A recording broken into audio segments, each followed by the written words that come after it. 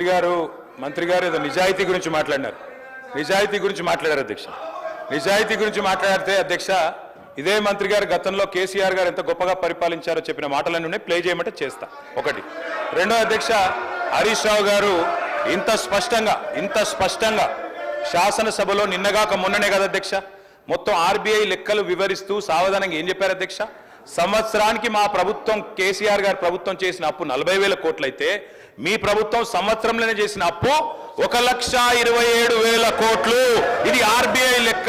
Revanth Reddy లెక్కనో Jupally Krishnarao లెక్కనో చెల్లది, RBI లెక్కనే చెల్తది అధ్యక్ష. వాళ్ళు ఒకటే అబద్ధాన్ని 100 సార్లు చెప్పి నిజం చేద్దాం అనుకుంటే ప్రజలు నమ్మరు అధ్యక్ష.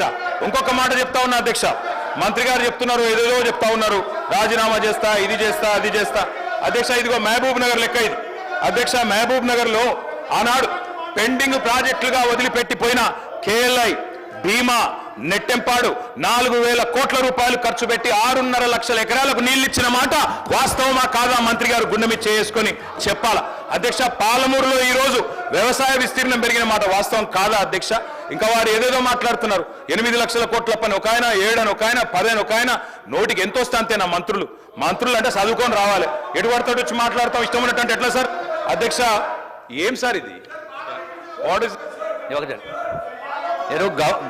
గౌరవ సభ్యులు ఛాలెంజ్ చేస్తా ఉన్నారు. మీరు స్వయంగా అరగంట టైం ఇచ్చి రికార్డు ఇప్పియండి. నేను చెప్పింది అబద్ధమైతే వీళ్ళు ఒప్పుకోవాలా? ఒకవేళ మీరు చేసినటువంటి ఇరిగేషన్ ప్రాజెక్టుల మిషన్ బయట చేసిన అప్పును రైతులు భరిస్తారు, నీళ్ళు ప్రజలు భరిస్తారని చెప్పండి. లేదంటే అప్పనే ఒప్పుకోండి. ఈ రెండు నిజం కాదంటే నేను సిద్ధంగా ఉన్నా, నేను మాట కట్టుబడి ఉంటా. అందుకని నిజం చెప్పడానికి ధైర్యం ఉండాలి అధ్యక్ష. ప్రజల్ని సభ ద్వారా తప్పుదో పట్టించే ప్రయత్నం చేయొద్దు. 9.5 కోట్లు ఎట్లా సార్? ఇన్నిసార్లు డిస్టర్బ్ చేసి కంక్లూడ్ అంటే మధ్యలో లేవనెత్తిన ప్రశ్న క్లారిఫికేషన్ ఇద్దా సార్? వారికి చెప్పండి సార్, మధ్యలో డిస్టర్బ్ చేయొద్దని చెప్పండి. మంత్రులు ఒకరి తర్వాత ఒకరు లేస్తే ఏం చేస్తాం అధ్యక్ష? వారికి నేను స్పష్టంగా చెప్తున్నా, వారు అడిగిన ప్రశ్నకే సమాధానం చెప్తున్నా సార్. ఆర్డర్లో పెట్టండి సార్, ఇది ఏం పద్ధతి సార్ ఇది అధ్యక్ష? వారు అన్నారు అధ్యక్ష, రైతులకు మీరు ఉచితంగా ఇచ్చిన్నారు. ఎస్, 9.5 ఏళ్ళు రైతులకు ఉచితంగానే నీళ్లు ఇచ్చినాం. భూమి శిస్తు రద్దు చేసినాం, నీటి తీరువా రద్దు చేసినాం. ఎస్, రైతులకు ఉచితంగా నీళ్ళు ఇచ్చేందుకు కోట్ల రూపాయలతో ప్రాజెక్టులు కట్టినాం, 1000 కోట్లతో. భవిష్యత్తులో మా ప్రభుత్వం మళ్ళీ వచ్చిన తర్వాత కూడా అదే పాలసీ కంటిన్యూ చేస్తాం. తాగునీరు ఉచితంగానే ఇచ్చినాం, బరాబర్ రేపు మళ్ళీ వచ్చిన తర్వాత కూడా అట్లే ఇస్తాం, అందులో అనుమానం అక్కర్లేదు. మీరు నిజాయితీగా చెప్తున్నాం. ఎస్, మేమెన్నడూ కూడా రైతుల మీద కానీ, రైతుల మీద మాత్రమే కాకుండా తాగునీరు ఇచ్చిన కుటుంబాల మీద కానీ ఎన్నడూ అదనపు భారం వేయలేదు, భవిష్యత్తులో కూడా వేయబోము. అదేవిధంగా అధ్యక్ష, ఇంకొక మాట వారు చెప్పింది వాస్తవమా సార్? 8 లక్షల కోట్ల అప్పని ఒక ఆయన అంటారు, 10 లక్షల కోట్ల అప్పని ఒక ఆయన అంటారు. మన ఆర్థిక మంత్రి గారు 6,71,000. మంత్రుల మధ్యనే సమన్వయం లేదు. ఏం చెప్పాలో నెంబర్ కరెక్ట్ గా ట్రైనింగ్ చేయండి ముఖ్యమంత్రి గారు. అధ్యక్ష, నేను ఒకటే అడుగుతా ఉన్నా అధ్యక్ష, విత్తనం వేసిన నాటి నుండి, నేను సబ్జెక్ట్ మాట్లాడుతున్నా సార్, విత్తనం వేసిన నాటి నుండి పంట అమ్మేదాకా రైతుకు ఎన్ని గండాలు, ఎన్ని కష్టాలు ఉన్నాయో మనందరికి తెలుసు సార్. అందుకే పారిశ్రామికవేత్తలకు ఇచ్చినట్టు ప్రోత్సాహకాలు రైతులకు గుడియాలన్న ఉద్దేశంతోనే ఆనాడు ఎప్పుడో మహాకవి శ్రీశ్రీ గారు చెప్పినట్టు అధ్యక్ష, పొలాలనన్ని హలాల దున్ని బలం దరిత్రికి బలి కావించే కర్షక వీరుల కాయం నిండా కాలువగట్టే ఘర్మజలానికి ఖరీదు లేదో అన్నాడు శ్రీశ్రీ. అంటే అధ్యక్ష, ఘర్మజలం అంటే చెమట. ఆ చెమటకు ఖరీదు ఎట్లా కడతాం? రైతే కులమేదైనా, ఆయనకున్న విస్తీర్ణం ఎంతైనా రైతే తెలంగాణలో. కాబట్టే మేము వ్యవసాయ స్థిరీకరణ కోసం ఆనాడు పరిమితి పెట్టకుండా అందరికి ఇచ్చే ప్రయత్నం చేసినాం. ఐటీ అని, పాన్ కార్డు ఉందని, ఐటీ ఉద్యోగులని లేదా పౌరు పట్టాలని, ఒక పంట అని తప్పించుకునే ప్రయత్నం చేయలే అధ్యక్ష. కౌలు రైతులు ఎదురు చూస్తున్నారు. ముఖ్యమంత్రి గారు మీరే చెప్పారు, కౌలు రైతుకి ఇస్తాం, రైతుకు కూడా ఇస్తామని స్పష్టంగా ముఖ్యమంత్రి గారు చెప్పినారు.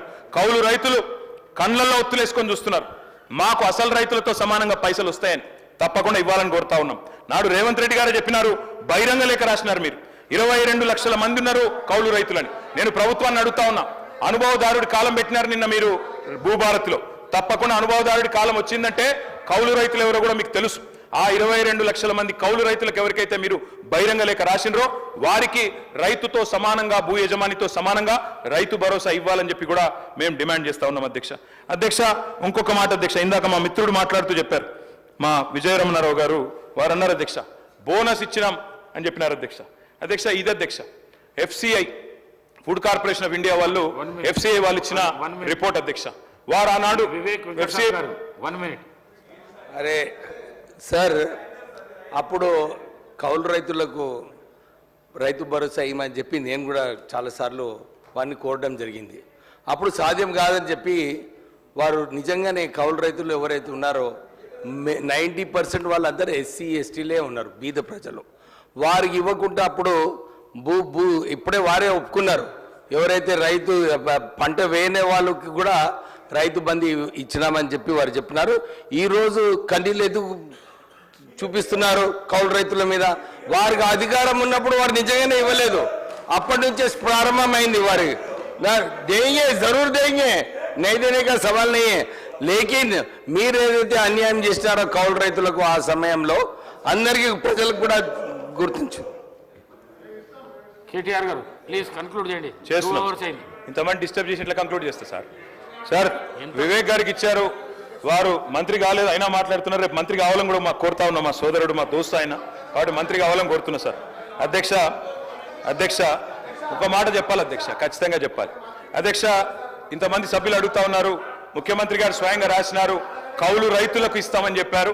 కౌలు రైతులు 22 లక్షల మందికి ఎవరికైతే మీరు ఉత్తరం రాసినారో రేవంత్ రెడ్డి గారు, వారు ఎదురు చూస్తున్నారు కళ్ళల్లో ఒత్తులేసుకొని. రేవంత్ రెడ్డి గారు తప్పకుండా రైతు భరోసా ఇస్తాడని ఇయ్యాలని కోరుతా ఉన్నాం అధ్యక్ష. దాంతో పాటు మీరే చెప్పారు బోనస్ గురించి అధ్యక్ష. ఇది MSP government of India department of food and public distribution వాళ్ళు రిలీజ్ చేసిన ఎంఎస్పి అధ్యక్ష. ఆనాడు 23-24 సంవత్సరానికి గాను ఇది వారిచ్చిన ఎంఎస్పి పట్టిక. ఈ పట్టికలో ఏముంది అధ్యక్ష? దొడ్డు వడ్లకు 2183 రూపాయలు దొడ్డు వడ్లకు ఎంఎస్పి, సన్న వడ్లకు 2203 రూపాయలు, అంటే ఒక 20 రూపాయలు ఎక్కువ. మొత్తంగా చూస్తే దొడ్డు వడ్లకు 2183 రూపాయలు. మరి కాంగ్రెస్ పార్టీ మేనిఫెస్టో అధ్యక్ష, ఇది కాంగ్రెస్ పార్టీ మేనిఫెస్టోలో ఏం చెప్పారు అధ్యక్ష? ఆనాడు స్పష్టంగా చెప్పారు మేనిఫెస్టోలో వారు బోనస్ గురించి మాట్లాడకపోతే నేను చెప్పబోతుంటా. బోనస్ ఏం చెప్పారు అధ్యక్ష? ఆనాడు 2183 రూపాయలు వరిదా. అగ్రికల్చర్ మినిస్టర్ గారు మళ్ళీ మళ్ళీ మళ్ళీ మళ్ళీ మీతో రిక్వెస్ట్ చేసిండు ఒకటే, రైతు భరోసా ఇవాళ చర్చ. రైతు భరోసాలో మీరేమన్నా అడ్వైజ్ ఇచ్చేటట్లుంటే ఇవ్వండి.